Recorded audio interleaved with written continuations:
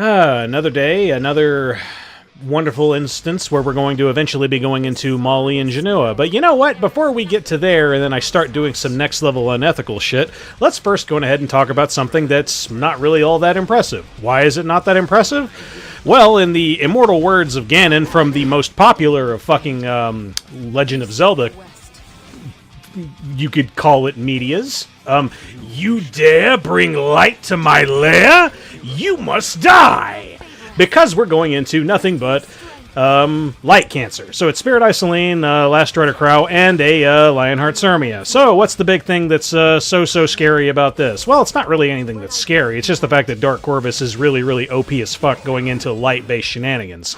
Case in point, it's only been 9 fucking turns. We have Devil's Descent, and the very next opportunity that I'm even able to go into this team, which honestly, the current real threat is Lionheart Cermia, because Lionheart Cermia, if you get a dual attack at any time, oh no, she can go in and do lots and lots of damage to all your other units. But hey, thankfully for us, we have Proof of Valor on Dark Corvus, because that is incredibly fucking overpowered. LOL damage mitt, totally legit and balanced. But like, hey, whatevs. We've already dealt with the Lionheart Cermia. Now all that's left is basically Last Rider Krau and Spirit Eye Celine. Now, because Dark Corvus is just as much of a Giga Chad as you could possibly imagine, hey, looky there, a whole bunch of crits went into him, and we have Devil's Descent yet again. It has literally been 15 turns. And we have Soul Burn this time, so we do even more damage. Last Rider Krau's fucking dead. And if you can't just say that's any more base than it already looks, hey, that also extincts. And because it extincts and we're going into Spirit Eye Celine, she's trying to summon her friends to come back and help her because she's lonely, and it turns out they just said, nah, bitch, you on your own. So, basically now all we're doing is we're just going into Spirit Eye Celine until we eventually win. Why does this end up working out? We have 2 Soul Weavers with us, 1 on Guardian Ice Crystals. We have our main tank, Dark Corvus, on Proof of Valor, which is damage mitting a lot of shit. And then we also have 2 forms of redundancy in terms of revive shenanigans. That's Destina, and it's with Rule of Light. And Rule of Light is also incredibly based whenever it comes to doing basic, like, single target healing. And seeing as how only 1 unit is going to be taking damage throughout the entire fight, I would say I'm in pretty damn good shape, and I don't really have much to worry about. Case in point, I went on ahead, I sped this up, this was like 10 extra turns later, bam, we're over, we're done. Let's move on to the next one. So, right here, we're going into the dreaded Midnight Sea Phantom Politis, which is, I usually like to call her Molly, Jenua, and then this time also Navy Captain Landy. Navy Captain Landy is a problem because it's just like, oh fuck, now they all have crit resist. What in the fuck do I do about this shit? Well, it's time to break out the unethical one and use Ran. Now, the way in which this is all going to work out is we have Ran, he S2s and S3s, and we have souls that are on us because we have a mage with us. That's going to be Edda. Edda has Book on her. Book just straight up gives me 20 souls for free. And then I also have Unseen Observer that's on my Astromancer Elena. Shazam, she just did her S2 on Unseen Observer, gave me 20 more souls. So now I can soul burn on Edda yet again. Bam, the whole team goes in. We've already procced Immortality. We've already fucking stripped it off Jenua. He's fucking dead. And then we already killed the other unit that was with him as well. And this attack, literally every single hit that went into Navy Captain Landy did not fucking crit, and we still did enough damage, killed them all, and the only reason why Astromancer Elena was there was just so he wouldn't get killed by some counter shenanigans. Well, that was fun. Now let's go into another team that goes way too fucking fast.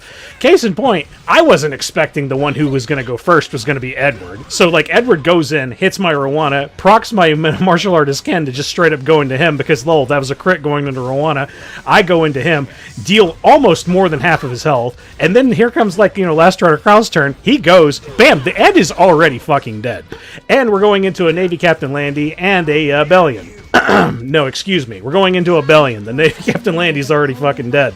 So, we basically just counter-cleaved the ever-loving shit out of this team, and the only one that's left is Belian. We've already used Last Rider Krau. We have immunity on the whole team. We're not going to be affected by things like Provoke or any of that other jazz. Ken's going to just straight up go in, do fucking damage, and we have Roana and Krau there, which is basically just there to make it so like any and all of the shenanigans that Belian could have done on a counter set do fucking nothing to me. So, let's move on to the fun match. So right here is an Oxlots, a Ahmed, and Gunther. I bet you never thought you were going to fucking see Gunther, did you? Well, we made one mistake right here at the very start. I assumed for sure Gunther was going to do enough damage with his, plus 30 fucking Ubris's Tooth, and his 7k attack with a fucking attack buff was going to one-tap the Spirit Eye Celine. Turns out, if I just used the S3, justify, hitting damage limit on her. We'll see it again further on down the line whenever we go through it, but right now I'm just like, well, fuck. She got off her spirit possession. Everybody has immortality now. Now I have to just go through it and see whoever else I can hit. There's no real point in going into Martial Artist Ken yet, because I'm just going to proc Sigurd Scythe. We don't fucking want that.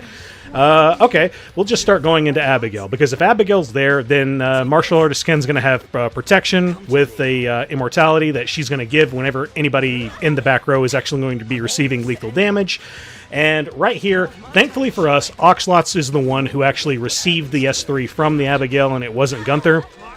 Good for me, because this attack, even though we have crit resist on Gunther, that's a guaranteed crit. Probably would have really fucked us up on Gunther, and possibly would have gotten us killed. So, we ultimately end up losing lots, even though we were utilizing strategies with Ahmed to go ahead and turn cycle like an absolute motherfucker. Oh well, doesn't work out. But right here is where I decide, okay, well, let's go in with the S3. So not only does that stun, but that does 11,000 damage with Ubris's Tooth. I do not know why it does 11,000 damage. I'm merely assuming because I hit with a Death Break onto the Spirit Eye Celine, that bypasses this damage limit that is on the character, and then thus she ends up taking more damage. Because if you remember the first hit, which was the S1 into the Spirit Eye Celine, it only did like 9k. And she was in like the 10k range or something like that. And then Gunther just going in with S3, that did 11k. Either way, the smart decision would have just been to do the S3 in the first place, because that also is a stun. I straight up forgot that this motherfucker could stun. I thought he was just a damage monster. But either way, then we just go into Martial Artist Ken. Because we do not crit him, he is no longer a threat. We just deal damage until they eventually die. Now let's go talk about the fun match, shall we? So, this is a whole bunch of fucking around. How often do you really see Angel of Light Angelica and then also a Tempest Surin that's on the defense? And how often do you really... You know what? I know we all know the answer to this. Hey guys, isn't it really nice that 200 FRES is considered fucking mid and terrible, and you pretty much have to be at 300 to receive any kind of fucking protection? Isn't that just fucking great? So yeah, basically the AOL hit my healer with a silence, and it also hit my damage mitigator with unbuffable and a silence as well. Because of those actions right there, I have already lost. I just don't fucking know it yet, because I could have done other actions to go into this. But either way, we were wanting to test out the ML Kayron, whatever the fuck his name is, something Eidolon, Twisted Eidolon Kayron. Really rolls off the tongue, doesn't it? But either way, I wanted to try and utilize him, and just to see if I could make this work, because he's an additional damage monster on his S3. But the real problem with Twisted Eidolon Kayron is he is just made of fucking paper. You can put as much HP and all that other jazz as you want on him. He still is ultimately going to have really shit-ass defense because he's a Scorpio Thief. If there's anything that this character needs, he needs some other form of protection, because the current levels of protection that the character has, which is that little piddly-ass barrier that's given to him every time he counterattacks, that shit ain't nothing, man. It is fucking nothing. But either way, we get our opportunity. We'll go ahead and use the S3. We're not at max fighting spirit, but it doesn't matter. We go in. We actually end up killing the other two units without really, batting an eye, and we didn't even need the additional damage for them. Unfortunately, we're also going into a Senya here. Senya has crit resist. Because she has crit resist, we are more than likely not going to crit. Even if we soul burn this to get the extra damage, bam. That counterattack's going to go into us, and it's going to fucking kill us. Whoops. Okay, so it's pretty much fucking ripperoni right now, because we don't have access to S3 on Christy, which is her only means of healing. Even though we're able to do a fairly decent amount of damage, we're not on a crit build, we're not really on a damage build. Any and all attacks going into her, she has a barrier for it, she's going to mitigate it, and I'm ultimately going to end up killing myself, which you see right here. So, let's move on. Now, on to this next one. This is so borderline pants-shittingly stupidly simple that I'm thinking about this far too much, because all I really even needed was Mediator Calric, Little Queen Charlotte, and fucking anything else. Reason why? Pretty much because as soon as you're able to go into the Little Queen Charlotte, or no, as soon as you're able to go into the Abyssal Euphine with your Little Queen Charlotte, and you have any form of damage, case in point, look at this shit right here. I have attack down going into a neutral Abyssal Euphine. Do 8k damage and fucking extinct it. This thing was made of paper. This thing had like 13k HP, so it was like the Abyssal Euphine was no threat. So if I go in with a proper team, which is basically Mediator Calric and Little Queen Charlotte, because there was literally only one offensive unit that was on the team, and I don't even think that they had I don't even think they had Holy Sack, to be honest with you. I don't think I even needed Little Queen Charlotte. Yeah, we're good to go. Now, why is it that this, like, really works out? Is, like, yeah, I see ML Politis, I see Molly on the team. Oh, no, Molly's really, really bad, yeah? Yeah, Molly is fucking cancer. I still firmly believe that the unit is cancer. However, the problem is there's no actual synergy with the team that utilizes ML Politis. ML Politis basically pushes back on the other team, and she gives the whole team Enrage. Okay, who here utilizes Enrage? Literally nobody. Like, the Abyssal Euphine doesn't utilize Enrage. If anything, Abyssal Euphine is far, far better off with Conqueror Lilius, which is a Vigor giver. Vigor is attack and defense. She uses literally both of those as stats. Enrage, you literally only use attack, and that's only whenever you go crazy. Now, the reason why we have Elvira with us is pretty much because, hey, let's just make Abyssal Euphine not work. And if Abyssal Euphine doesn't do her job, and I can just kind of hit auto until I can just go in and kill the team, your defense doesn't really have anything that can make it work. Now, I'm making this last so much longer than it really does need to be, mainly because I wanted to try out Little Queen Charlotte in probably the worst situation that you could ever really throw her into, because she's going to be constantly stripped, she's going to always have, like, fucking miss debuff, she's never going to have attack buff because she keeps getting stripped, like all this other like horrible shit, and we were still able to really like push it through. And the reason we were able to push it through is because we have Roana on the team. Any and all counterattacks or whatever that the Abyssal Euphine would throw at us, we just healed straight up to full. The team is not doing enough damage to be a threat, and the Abyssal Euphine can't go in with S3. And that's pretty much how it goes. Hit that auto button and then you good to go. Yay! Wow. We were able to just kind of like push through that like it was nothing. Yay. How fucking long is this shit? Oh, wow, it was like 15 minutes. So, anyways, boys, I know what a lot of you are probably thinking. It's like, wow, fucking Lucent actually used Ran in the defense. Or like in the team. And I have to be honest with you. Looking at a fucking ML Politis and a Jenua and a fucking Navy Captain Landy, that shit has me low-key fucking shook.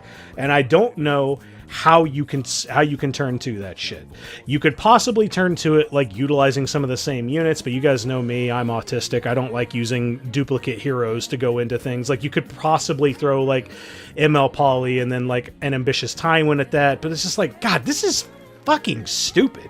Okay, just go first. Or, in this case, we go turn 2, which, hey, that's on brand for me, because my Ran, even though he's 265 or whatever speed, that's considered mid as fuck. Doesn't that just feel wonderful that like the best speed gear you can muster is fucking mid? But either way, hey, you know what? Enough of that bullshit. Let's actually talk about something that's kind of funny. So, hey guys, I mentioned this a long ass time ago, but it turns out that a nifty little YouTube channel that I watch every now and then called Tomorrow's Teachings recently released a new video. Now, this new video is White Kid Shamed for His Small Wiener. You won't believe it! And it is quite possibly some of the funniest shit that I have seen in a hot fucking minute. So much so, even if you don't like 13 minutes of it, and it's like, man, this is like some next level boring ass shit, get to the fucking end. When you get to the end and you see the payoff that comes from all the shit that you watch in it, I guarantee you it's 100% worth it. Let's see. Have I actually gone ahead and burned enough time? Okay, yeah, we're almost done. Hey, guys, did you guys know that Shaltyr's coming out on Wednesday? Oh, man, I'm ready to spend some money, even though Albedo is actually probably going to end up being a better unit. But hey, guys, if you liked this video, go on ahead and leave a like. If you want to see more of my content, hit subscribe. Time for alcohol.